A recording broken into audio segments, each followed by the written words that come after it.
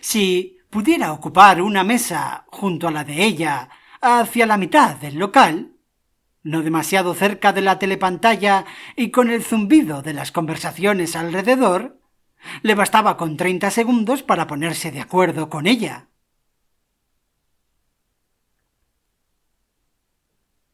Durante una semana, la vida fue para Winston como una pesadilla.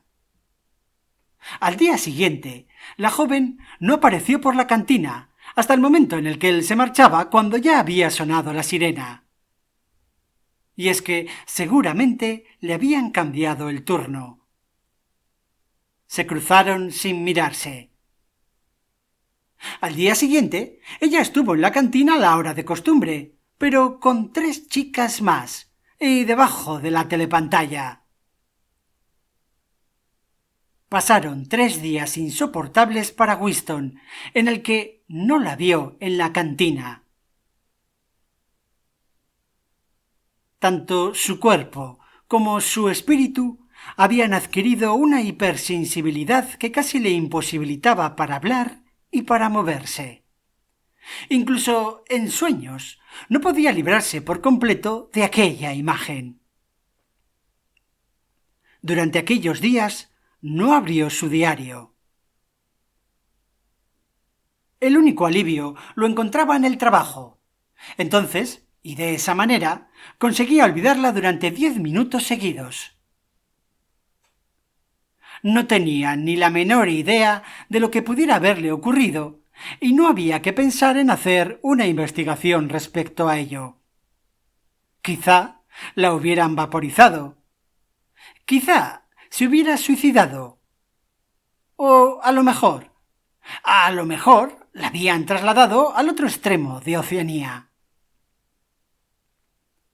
La posibilidad, a la vez mejor y peor de todas, era que la joven, sencillamente, hubiera cambiado de idea y le rehuyera. Pero, y para su sorpresa, al día siguiente reapareció. Ya no tenía el brazo en cabestrillo, solo una pequeña protección de yeso alrededor de su muñeca. El alivio que sintió al verla, de nuevo, vivita y coleando, fue tan grande que no pudo evitar mirarla directamente durante varios segundos. Al día siguiente volvió a aparecer en la cantina y casi logró hablar con ella. Cuando Winston llegó, la encontró sentada en una mesa muy alejada de la pared. Y estaba completamente sola. Era muy temprano y había muy poca gente. La cola avanzó hasta que Winston se encontró casi junto al mostrador. Allí se detuvo unos 2 minutos a causa de que alguien se quejaba de no haber recibido su pastilla de sacarina. Pero sí, la muchacha seguía sola, cuando Winston ya tuvo servida su bandeja y decidió avanzar hacia ella. Lo hizo como por casualidad, fingiendo que estaba buscando un sitio más allá de donde se encontraba la joven. Estaban separados todavía unos 3 metros. Bastaban 2 segundos para reunirse, pero entonces sonó una voz detrás de él. —¿Smith? Winston hizo como que no oía, y entonces la voz repitió más alto: —¿Smith? Era inútil hacerse el tonto, así que se volvió. Un muchacho llamado Wilser, a quien apenas conocía Winston, le invitaba sonriente a sentarse en un sitio vacío junto a él. No era prudente rechazar aquella invitación. Después de haber sido reconocido, no podía ir a sentarse junto a una muchacha sola. Quedaría demasiado en evidencia. Así que, haciendo de tripas corazón, sonrió amablemente al muchacho, que le miraba con un rostro beatífico. Winston, como en una alucinación, Se veía a sí mismo partiéndole la cara a aquel estúpido con un hacha. La mesa donde estaba ella se llenó a los pocos minutos. Por lo menos, la joven tenía que haberlo visto ir hacia ella, y se habría dado cuenta de su intención. Al día siguiente tuvo buen cuidado de llegar temprano. Y allí estaba ella, exactamente en la misma mesa, y, otra vez, sola. La persona que precedía a Weston en la cola era un hombrecillo nervioso, con una cara aplastada y ojos suspicaces. Al alejarse Weston del mostrador, vio que aquel hombre se dirigía hacia la mesa de ella. Y así sus esperanzas se vinieron abajo. Había un sitio vacío, una mesa más allá, pero algo en el aspecto de aquel tipejo le convenció a Weston de que no se instalaría en la mesa donde no había nadie, para evitarse la molestia de verse obligado a soportar a los desconocidos que luego se quisieran sentar allí. Con verdadera angustia, Weston lo siguió. De nada le serviría sentarse con ella si alguien más los acompañaba. En aquel momento hubo un ruido tremendo. El hombrecillo se había caído de bruces y la bandeja salió volando derramándose la sopa y el café. Se puso en pie y miró ferozmente a Weston. Evidentemente sospechaba que éste le había puesto la zancadilla, pero daba lo mismo, porque poco después, con el corazón galopándole, se instalaba Weston junto a la muchacha. No la miró. Colocó en la mesa el contenido de su bandeja y empezó a comer. Era importantísimo hablar enseguida antes de que alguna otra persona se uniera a ellos. Pero, por otro lado, le invadía un terrible miedo.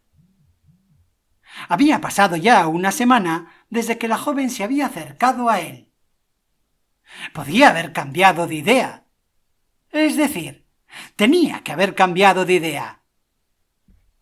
Era imposible que este asunto terminara de una forma feliz. Estas cosas no suceden en la vida real.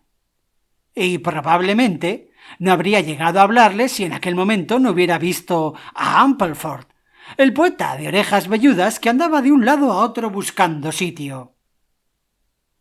Era seguro que Ampleforth, que conocía bastante a Weston, se sentaría en su mesa en cuanto lo viera.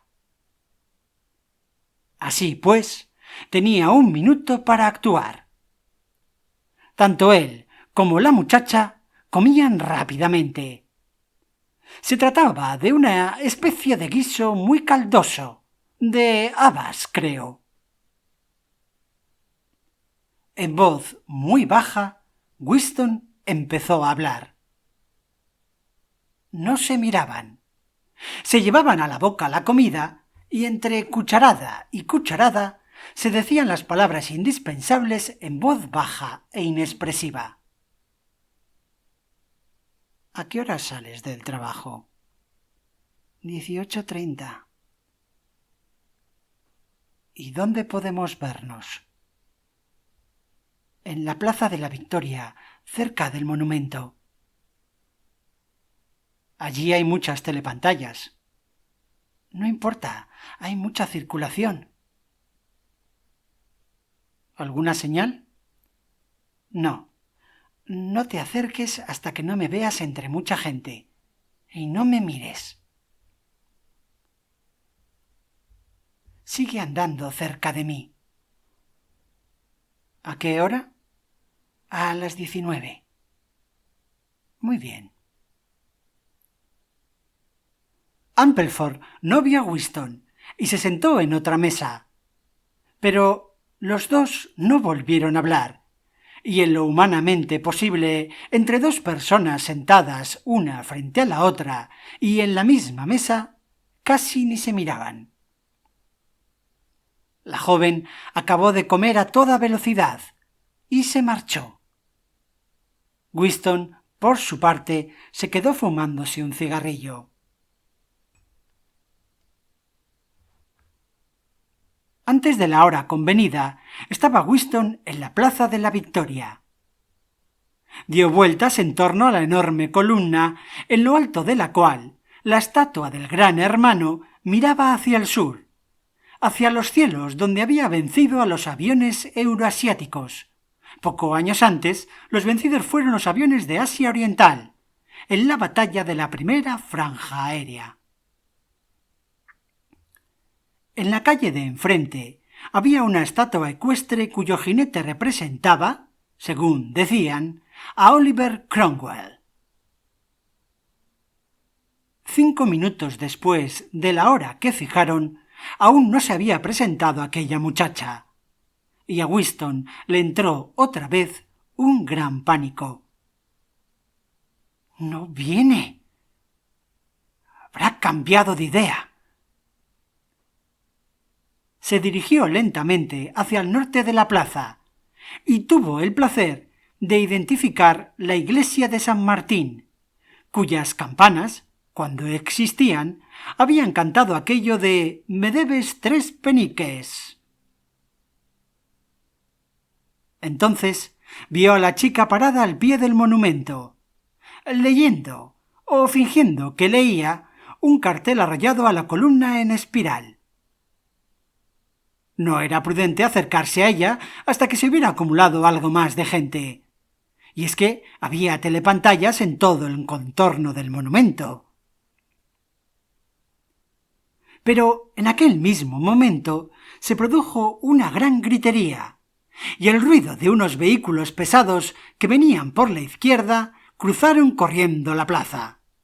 La joven dio la vuelta ágilmente junto a los leones que formaban la base del monumento y se unió a la desbandada general. Winston la siguió, y al correr le oyó decir a alguien que un convoy de prisioneros euroasiáticos pasaba por allí cerca. Una densa masa de gente bloqueaba el lado sur de la plaza. Winston, que normalmente era de esas personas que rehúyen todo tipo de aglomeraciones, se esforzaba, sí, esta vez, a codazos y empujones, en abrirse paso hasta el centro de la multitud. Pronto estuvo a un paso de la joven, pero entre los dos había un corpulento prole y una mujer casi tan enorme como él, seguramente su esposa. Entre los dos parecían formar un impenetrable muro de carne. Winston se fue metiendo de lado y con un violento empujón logró meterse entre la pareja y su hombro. Por un instante creyó que se le deshacían las entrañas aplastadas entre las dos caderas forzudas. Pero, con un esfuerzo supremo, sudoroso, consiguió hallarse por fin junto a la chica. Estaban hombro con hombro y ambos miraban fijamente frente a ellos. Una caravana de camiones, con soldados de cara pétrea, armados con fusiles y ametralladoras, pasaban calle abajo. En los camiones, unos hombres pequeños, de tez amarilla y harapientos uniformes verdosos, formaban una masa compacta tan apretados como iban. Sus tristes caras mongólicas miraban a la gente sin la menor curiosidad. De vez en cuando se oían ruidos metálicos al dar un brinco a alguno de los camiones. Ese ruido lo producían los grilletes que llevaban aquellos prisioneros en sus pies. Pasaron muchos camiones con la misma carga y los mismos rostros indiferentes. Winston conocía de sobra el contenido, pero sólo podía verlos de una manera intermitente. La muchacha apoyaba el hombro y el brazo derecho hasta el codo contra el costado de Winston, y sus mejillas estaban tan próximas que casi se tocaban.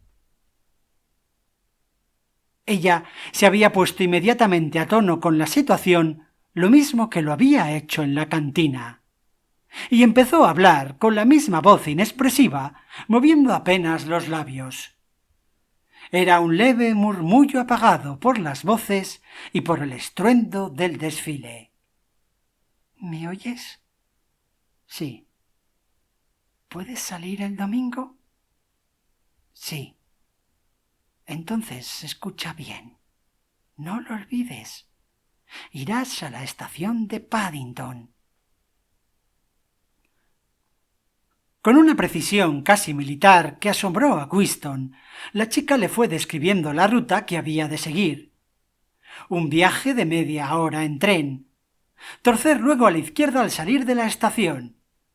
Después de 2 kilómetros por carretera, y al llegar a un portillo al que le faltaba una barra, entrar por él y seguir por aquel sendero cruzando hasta una extensión de césped. De allí partía una vereda entre arbustos. Por fin, un árbol derribado y cubierto de musgo. Era como si tuviese un mapa dentro de su cabeza. ¿Te acordarás?, murmuró al terminar sus indicaciones. Sí. Tuerces a la izquierda, luego a la derecha y otra vez a la izquierda. Y al portillo le falta una barra. Sí. ¿A qué hora? Hacia las 15. A lo mejor tienes que esperar. Yo llegaré por otro camino. ¿Te acordarás bien de todo? Sí. Entonces, márchate de mi lado lo más pronto que puedas. No necesitaba habérselo dicho, pero por lo pronto no se podía mover. Los camiones no dejaban de pasar, y la gente no se cansaba de expresar su entusiasmo. Aunque es verdad que solamente lo expresaban abriendo la boca en señal de estupefacción. Al principio había habido algunos abucheos y silbidos, pero procedían solo de los miembros del partido y muy pronto cesaron. La emoción dominante era la curiosidad, solo curiosidad. Los extranjeros, ya fueran de Eurasia o de Asia Oriental, eran como animales raros. No había manera de verlos sino como prisioneros, e incluso como prisioneros no era posible verlos hasta más adelante y solo unos segundos cuando pasaban por allí. Tampoco se sabía qué hacían con ellos, aparte de los ejecutados públicamente como criminales de guerra. Los demás se esfumaban, seguramente en los campos de trabajo forzados. Los redondos rostros mongólicos habían dejado paso a los del tipo más europeo, sucios, barbudos, exhaustos. Por encima de los salientes pómulos, los ojos de algunos miraban a los de Whiston con una extraña intensidad y pasaban al instante. Ahora sí, el convoy se estaba terminando. En el último camión, Whiston vio a un anciano con la cara casi oculta por una masa de cabello, muy erguido y con los puños cruzados sobre el pecho. Daba la sensación de estar acostumbrado a que lo ataran. Era por tanto imprescindible que Whiston y la chica se separaran ya. Pero, en el último momento, mientras que la multitud lo seguía apretando el uno contra el otro, ella le cogió la mano y se la estrechó. No habría durado aquello más de 10 segundos, y, sin embargo, parecía que sus manos habían estado unidas durante toda una eternidad. Por lo menos, tuvo Whiston tiempo de sobra para aprenderse de memoria todos los detalles de aquella mano de la mujer. Exploró sus largos dedos, sus uñas bien formadas, una palma endurecida por el trabajo de varios callos y la suavidad de la carne junto a la muñeca. Sólo con verla la habría reconocido entre todas las manos. En ese instante se le ocurrió que no sabía ni de qué color tenía ella los ojos.